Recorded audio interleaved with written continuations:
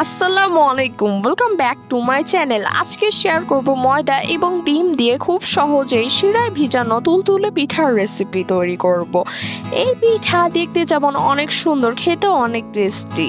ঘরোয়া উপকরণেই খুব সহজে ঝামেলাবিহীনভাবে বিভিন্ন রকম ডিজাইনে এই পিঠাটি তৈরি করে নিতে পারেন।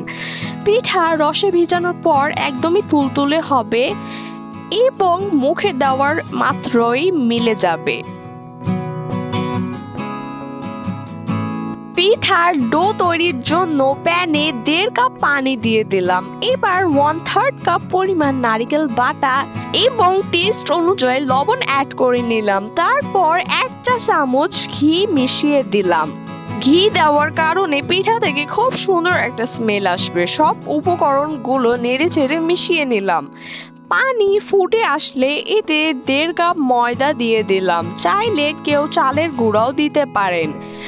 এবার খুব ভালোভাবে মিশিয়ে কাই তৈরি করে নিতে হবে।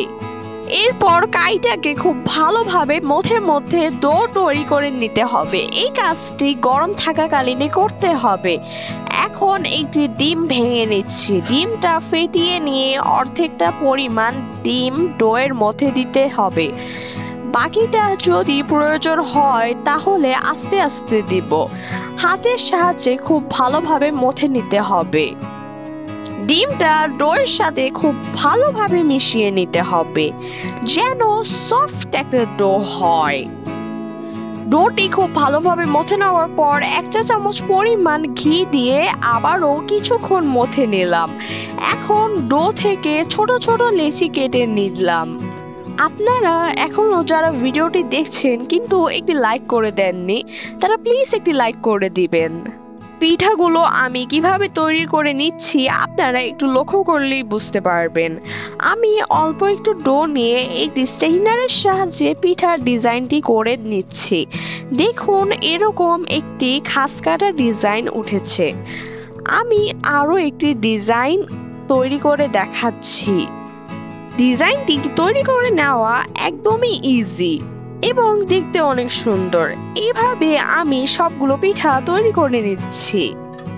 আপনাদের বোঝার সুবিধার্থে আমি আরও একটি পিঠা তৈরি করে দেখাচ্ছি যাতে আপনারা খুব সহজেই বুঝতে পারেন। এই পিঠার ডিজাইনটি খুব ইজি এবং সিম্পল, দেখতে অনেক সুন্দর। আপনারা চাইলে এই পিঠাটি যে কোনো উৎসব বা মেহমান আপ্যায়নের জন্য তৈরি করে নিতে পারেন।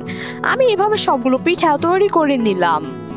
এইবার পিঠাগুলো ভাজার জন্য কড়াইতে পর্যাপ্ত পরিমাণে তেল দিয়ে দিলাম।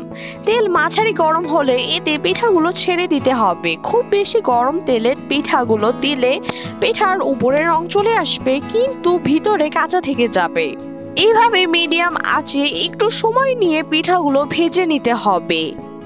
আমি আবারও রিকোয়েস্ট করছি, আপনারা এখনো যারা ভিডিওটি দেখছেন কিন্তু একটি লাইক দেননি তারা প্লিজ একটি লাইক করে দিবেন। আপনাদের একটি লাইকের কারণে এই ভিডিওটি অন্য দর্শকদের কাছে পৌঁছাতে সাহায্য করবে। এভাবে উল্টে পাল্টে পিঠার এপাশ ওপাশ একটু গোল্ডেন ব্রাউন করে ভেজে নিতে হবে। পিঠা ভাজা হয়ে গেলে স্টেইনারে তেল ঝরিয়ে উঠিয়ে নিব। এইভাবে একই পদ্ধতিতে সবগুলো পিঠা তৈরি করে নিলাম। এখন পিঠা ভিজানোর জন্য শিরা তৈরি করে নেব। এই জন্য প্যানে 1 কাপ পরিমাণ পানি ও 1 কাপ চিনি দিয়ে দিলাম। সুন্দর একটা ফ্লেভারের জন্য এলাচ, দারুচিনি এবং তেজপাতা দিয়ে দিলাম।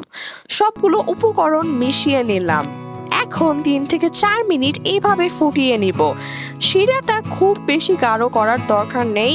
এবারে শিরার ভিতরে ভেজে রাখা পিঠাগুলো দিয়ে দিলাম। এখানে আমি শুধু চিনির শিরা করেছি, আপনারা চাইলে এর পরিবর্তে দুধের শিরাও করতে পারেন। চুলাটা আমি আগেই অফ করে দিয়েছি। এরপর ঢাকনা দিয়ে ঢেকে ঘন্টা খানেকের জন্য রেস্টে রেখে দিলাম।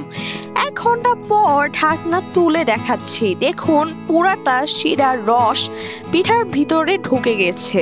পিঠাগুলো নরম এবং তুলতুলে হয়েছে।